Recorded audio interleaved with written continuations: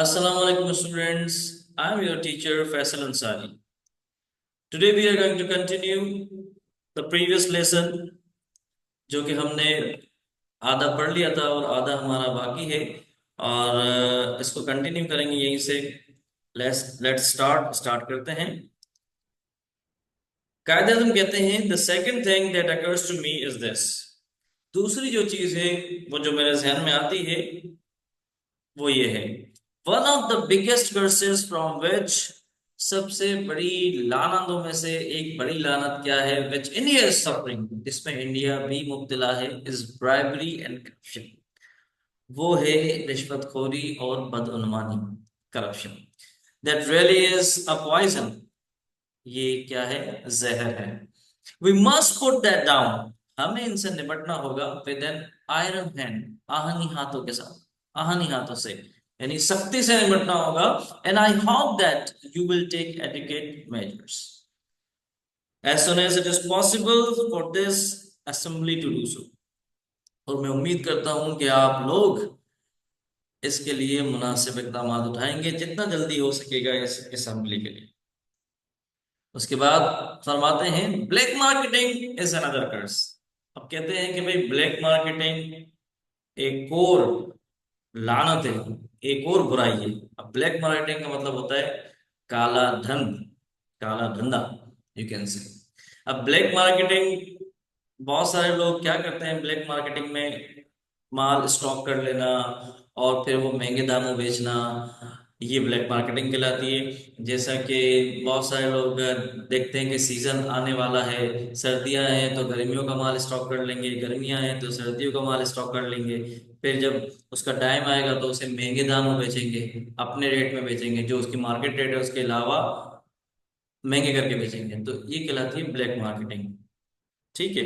Well, I know that black marketers are frequently caught and punished. कहते हैं कि ये तो मुझे पता है, ब्लैक मार्केटर्स को पकड़ा भी जा रहा है और उन्हें सजा भी दी जा रही है। Now you have to tackle this monster.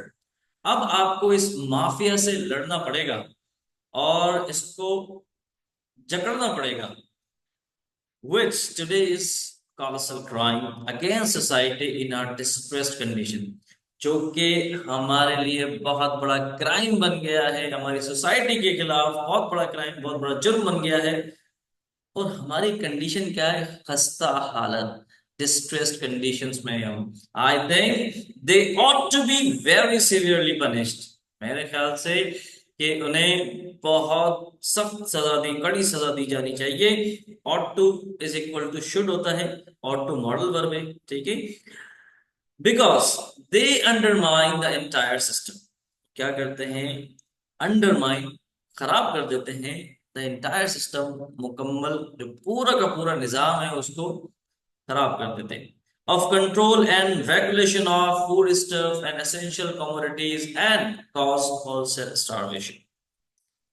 अब क्या करते हैं? इसमें आ जाती है फूड स्टफ, खाने पीने की खुर्दो नोश की अशिया जो होती हैं, उसका बहरान आ जाता है, और जो जरूरियात की चीजें होती हैं वो नहीं मिल पा रही होती। इससे क्या होता है? जब सिस्टम खराब हो जाता है तो होल सेल स्टारवेशन का मतलब है भूख और इफलास से अमवात होना। अब भूख की वजह से मौत होने लग जाती है। आगे चलते हैं, आगे कहते हैं the next thing that strikes me. अगली जो चीज जो मेरे जहन में आती है इज अ लेगेसी। वो है लेगेसी। लेगेसी का मतलब होता है ट्रेडिशन। कोई भी चीज बाप दादा से चली आ रही हो, जिसे हिंदी में कह सकते हैं परंपरा, रिवायत उर्दू में कहेंगे। रिवायत चली आ रही हो कि भाई दादा करते थे, दादा के दादा करते थे, फिर हमारे अब्बा ने किया, अब हम वो ही कर रहे हैं, तो ये लेगेसी कहलाती है। Which has been passed on us, जो कि हम एक अरसे से करते चले आ रहे हैं, along with many other things। इसमें कई चीजें ऐसी हैं, गुड एंड बैड। बहुत सारी चीजें अच्छी भी हैं और बहुत सारी चीजें बुरी भी हैं।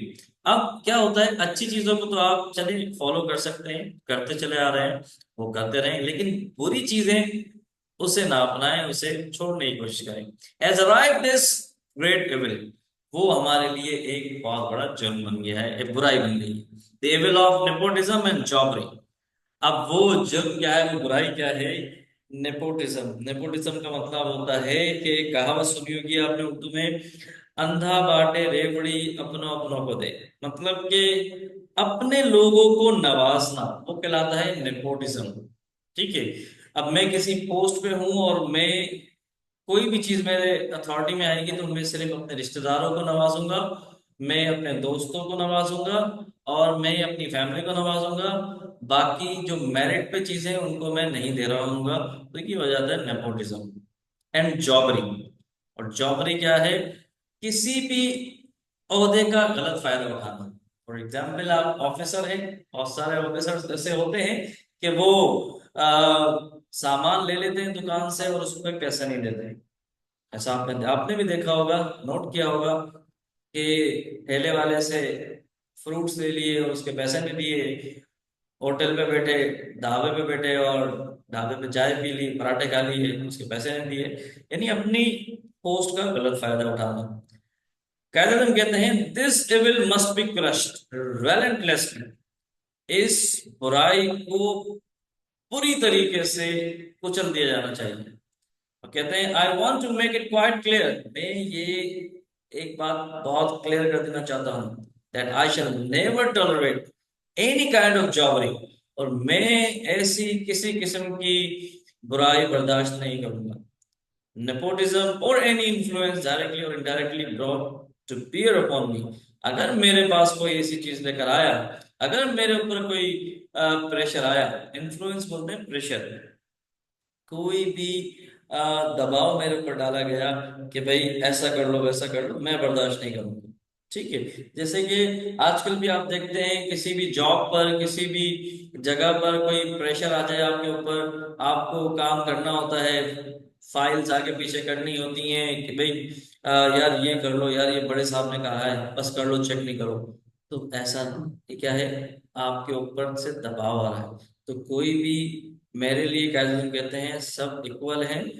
मैं किसी का इन्फ्लुएंस बर्दाश्त नहीं करूंगा, चाहे मुझे डायरेक्टली बोले या इनडायरेक्टली मुझे धमकी दिलवाए, मैं बर्दाश्त नहीं करूंगा। ठीक है। आगे कहते हैं now if you want to make this great state of Pakistan happy and prosperous. कहते हैं अगर हम इस अजीम रियासत को, पाकिस्तान की अजीम रियासत को खुश और खुशहाल बनाना चाहते हैं तो क्या करना पड़ेगा? We should wholly and solely concentrate on the well being of the people. हमें क्या करना पड़ेगा? मुकम्मल तौर पर फोकस करना पड़ेगा किसके ऊपर? पाकिस्तान के लोगों के फलाह बहबूद के लिए। वेलबींग बोलते हैं वेलफेयर, मतलब के फलाह बहबूद, and specially of the masses and the poor. खासतौर पे उन लोगों के लिए जो कि गरीब और गुरबा हैं। If you will work in cooperation, अगर आप कॉपरेट करते हैं और कॉपरेट करेंगे, फॉरगेटिंग द पास्ट, पास्ट को भूल जाए, बेयरिंग द हैचेट। हैचेट का मतलब होता है पास्ट की लड़ाइयां, माजी की जो लड़ाइयां झगड़े, उनको दफन कर दें, सब कुछ भूल जाए। You are bound to succeed. तो कामयाबी आपके कदम चूमेगी। और इसको ऐसे भी कह सकते हैं, कामयाबी आना आपके लिए यानी पक्का हो जाएगा कि कामयाबी आपके पास आकर रहेगी। कहते हैं if you change your past and work together in a spirit that every one of you, अगर आप अपना पास्ट बुलाकर चेंज लाना चाहते हैं तो आपको एक साथ काम करना होगा उसी जोश और जज्बे से। नो मैटर, इससे कोई फर्क नहीं पड़ता टू व्हाट कम्युनिटी, कि आपका ताल्लुक किसी भी कम्युनिटी से हो, किसी भी रंगो नस्ल से, किसी भी जात पात, किसी भी कम्युनिटी से, ही और शी बिलोंग्स इज फर्स्ट। ये तो पहली बात हो गई। दूसरी बात कहते हैं सेकंड एंड लास्ट, दूसरी और आखिरी बात ये है, a citizen of this state with equal rights privilege and obligation. मतलब जब आप इस रियासत के वासी हो, आप इस रियासत के शहरी हो, तो आपके राइट्स इक्वल हैं, यकसा हैं। आपकी ऑनर्स प्रिविलेजेस, आपकी फराइज, आपके जो हुकूक हैं, सबके एक ही हैं। तो इससे आपको टेंशन लेने की जरूरत नहीं है। We should begin to work in that spirit. और हम दोबारा से उसी जोश जज्बे से काम करना चाहिए, स्टार्ट हमें शुरू करना चाहिए। In course of time all these angularities, और हमें तमाम जो अकड़पन होता है हमें, जो होते हैं ना कि भाई मैं एक आना वाली बात आ जाती है, ईगो वाली बात आ जाती है, उससे हमें निकलना पड़ेगा। The majority and minority communities, कि कोई बोलता है कि भाई हम तो मेजोरिटी में हैं और हम तो ऐसे रहेंगे, अकड़ के रहेंगे, तो इन चीजों से हमें बाहर निकलना होगा। राइट, आगे चलते हैं। कहते हैं no power can hold another nation in subjection.